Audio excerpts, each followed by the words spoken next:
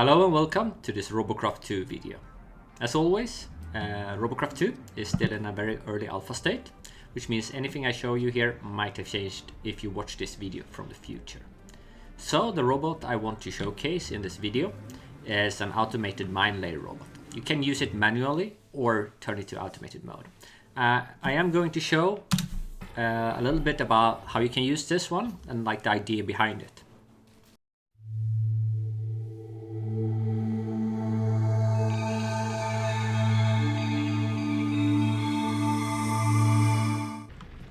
So with this robot you can manually place down mine by driving to where you want to mine, and then you just left click. And you see here it dropped a mine, and we can drop another and another. So these are plasma explosives. A short time after the last mine is placed, it will activate. So if I go here, that should activate the mine, right? Or if someone drives close to it. Now it won't really damage me because I'm on the same team, right? But this robot also got another mode, and that's an automated mode. In automated mode, it will switch to tank-like steering. So instead of the normal steering you use when you drive, it will have tank-like steering. It got two different timers, one short and one long. So I'm gonna set it to the short timer. I do that with right-click, and then I'm gonna send it off with space, and now we can jump out of it. Now what it will do is it will drive forward at a somewhat fast speed, and if it encounters anything in the way, it will try to turn. And after the set amount of time, it will start dropping the plasma explosives. So the idea, of course, is that you can just let this one go and jump into the subordinator and do whatever you want, while this little robot, at least in theory, should handle itself and also drop the mines quite a bit further away, right? If you send it off in different directions, it will be somewhat random as well. It will actually encounter a bit of trouble here. It handles big rocks like this quite well, but because of the placement of the sensors, these little rocks can sometimes cause a bit of trouble. I think that's why this one actually fell over. So just like when you press or drop these ones yourself, a short time after the last one is activated, or last one is dropped, they will activate, right? And the robot will actually keep driving around, hopefully at least causing some confusion with the enemy team.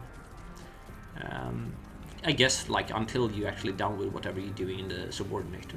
So the idea is not only the subordinator, you can for example send it off to place some mines in front of the reactor, while you run up and put yourself in the guard tower up here once the defensive turrets have activated. You could of course also use it to place some mines defensively if you plan to sit over here guarding the tower with the static defenses.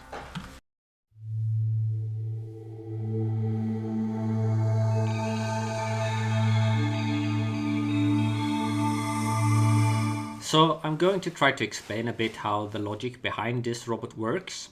I will start off by talking about why I choose to have tank steering.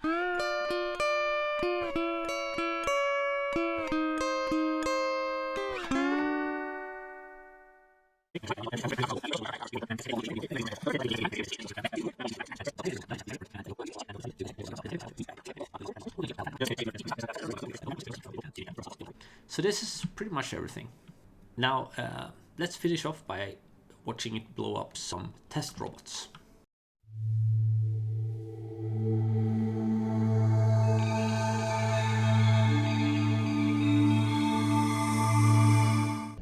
Okay, so let's see what happens when it drives. Oh. Yeah, it wasn't much. Or was it anything?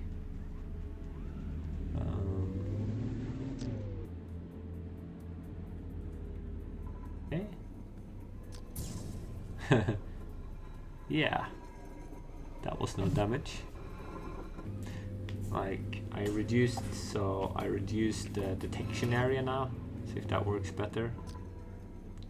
So it should like ignite a lot closer to the robot. Yeah, it took a little damage. That's not much. It's just so little damage. considering like how much damage they have according to the tooltip, that's like 3 of those, that's 600 damage. Compare that to 7.5 of the plasma cannon. I think like this robot is probably, until they decide to do something at plasma explosives, this robot is utterly useless. Well, hope you enjoyed the video anyway.